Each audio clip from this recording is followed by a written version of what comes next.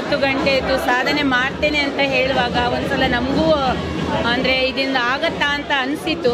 ಅವರ ಪ್ರತಿಭೆ ಬಗ್ಗೆ ನಮಗೆಲ್ಲರಿಗೂ ಗೊತ್ತಿರುವಂಥ ವಿಷಯ. ಬಾಲ ಪುರಸ್ಕಾರ ಪ್ರಶಸ್ತಿಯನ್ನು ಅವಳು ಹಿಂದೆ ಗೆದ್ದಂಥ ಒಂದು ನಮ್ಮ ಊರಿನ ಹುಡುಗಿ. ಕಳೆದ ಸೋಮವಾರ 10 ಗಂಟೆಗೆ ಅವಳು ನೃತ್ಯದ ದಾಖಲೆಯನ್ನು ಮಾಡಲಿಕ್ಕೆ ಪ್ರಾರಂಭ ಮಾಡಿದ್ಲು. ನಿದ್ದೆ ಇಲ್ಲದೆ ಯಾರಿಗೂ ಇರುವುದು ಒಂದು ದಿವಸವೇ ನಮಗೆ ಇರಲಿಕ್ಕೆ ಸಾಧ್ಯ ಇಲ್ಲ. ನಿದ್ದೆಯನ್ನು ಬಿಟ್ಟು ಇಡೀ ದಿನ ಡಾನ್ಸ್ ಮಾಡೋದಂದರೆ ಅವಳ ತಾಯಿ ಮತ್ತು ನಮ್ಮ ಡಾನ್ಸ್ ಟೀಚರ್ ಡಾಕ್ಟರ್ ಶ್ರೀವಿದ್ಯಾ ಅವರು ಅವಳ ಬೆನ್ನೆಲುಬಾಗಿ ನಿಂತಿದ್ದಾರೆ. ತುಂಬ ಖುಷಿಯಾಗ್ತುಂಟು ಇವತ್ತು ಅವಳು ಅಚೀವ್ ಮಾಡಿದ್ದು.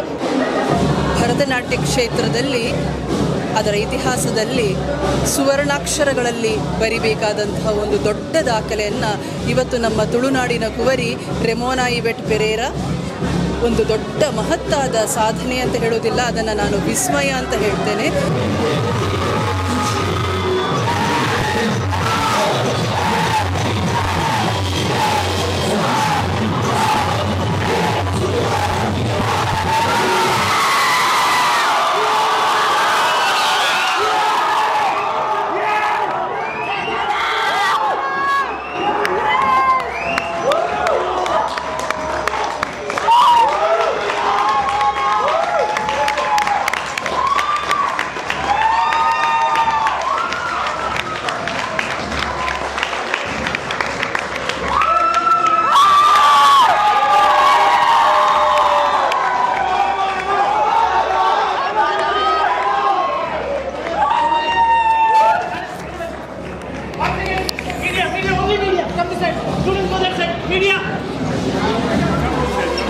ಇಡೀ ಮಂಗಳೂರಿನ ಮತ್ತು ಕರ್ನಾಟಕಕ್ಕೆ ಸ್ಫೂರ್ತಿ ತರುವಂಥ ಹೆಮ್ಮೆಯ ವಿಷಯ.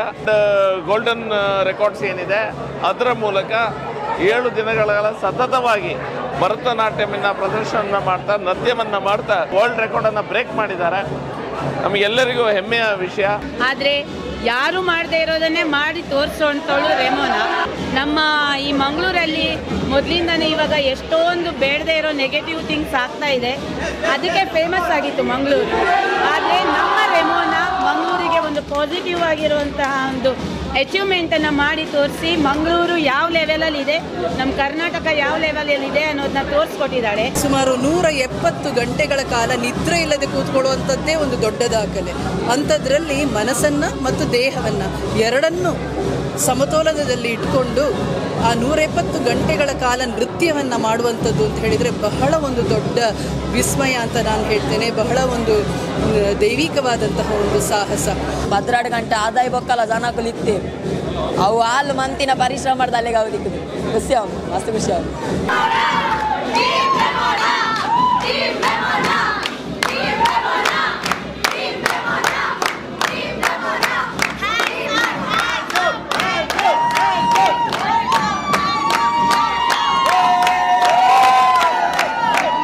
ಈ ಇಡೀ ದಾಖಲೆ ಮಾಡಲಿಕ್ಕೆ ಬೇಕಾದಂತಹ ಎಲ್ಲ ವ್ಯವಸ್ಥೆಗಳನ್ನು ಸಂತ ಅಲೋಷಿಯಸ್ ಕಾಲೇಜು ನಿರ್ವಹಿಸಿದೆ. ಇದು ಒಂದು ಅವಳ ಒಂದು ಕನಸಾಗಿತ್ತು.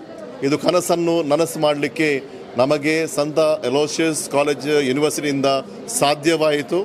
ನಾವೆಲ್ಲ ಒಟ್ಟು ಸೇರಿ ನಮ್ಮ ಮ್ಯಾನೇಜ್ಮೆಂಟ್, ಇನ್ಸ್ಟಿಟ್ಯೂಷನ್, ಎಲ್ಲ ಸ್ಟೇಕ್ ಹೋಲ್ಡರ್ಸು, ನಮ್ಮ ಟೀಚರ್ಸ್ ಆಗ್ಬೋದು, ಸ್ಟೂಡೆಂಟ್ಸ್ ಆಗ್ಬೋದು, ಎಲ್ಲ ಅವಳಿಗೆ ಪ್ರೋತ್ಸಾಹ ಕೊಟ್ಟು ಇವತ್ತು ನಮಗೆ ಭಾಳ ಸಂತೋಷ ಆಗ್ತದೆ. ಅವಳು 170 ಅವರ್ಸ್ ಈ ರೆಕಾರ್ಡನ್ನು ಭರತನಾಟ್ಯಂ ನಮ್ಮದೇ ಆದ ಟ್ರೆಡಿಷನಲ್ಲಿ ಅವಳು ಮಾಡಿದ್ದಾಳೆ.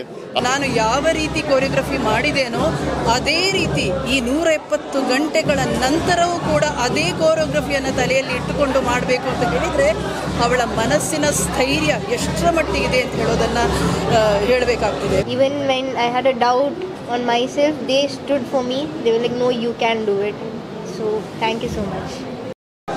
ಮಗಳ ಒಂದು ಡ್ರೀಮ್ ಇತ್ತು ಗಿನ್ನಿಸ್ ಮಾಡಬೇಕಂತೇಳಿ. ಅದು ಗಿನ್ನಿಸ್ ಇಲ್ಲದಿದ್ದರೂ ಸಹ ಗೋಲ್ಡನ್ ಬುಕ್ ಆಫ್ ರೆಕಾರ್ಡ್ ಅದಕ್ಕೆ ಅದು ಕನಸನ್ನು ನಮ್ಮ ಸೈಂಟ್ ಅಲೋಷಿಯಸ್ ಕಾಲೇಜಿನ ಯೂನಿವರ್ಸಿಟಿಯವರು ಪೂರ ಮಾಡಿದ್ದಾರೆ. ಅವರಿಗೆ ಹೃದಯದಿಂದ ಧನ್ಯವಾದಗಳು. But now she is very happy. You can say that you have managed to complete these 170 hours, and thanks to all.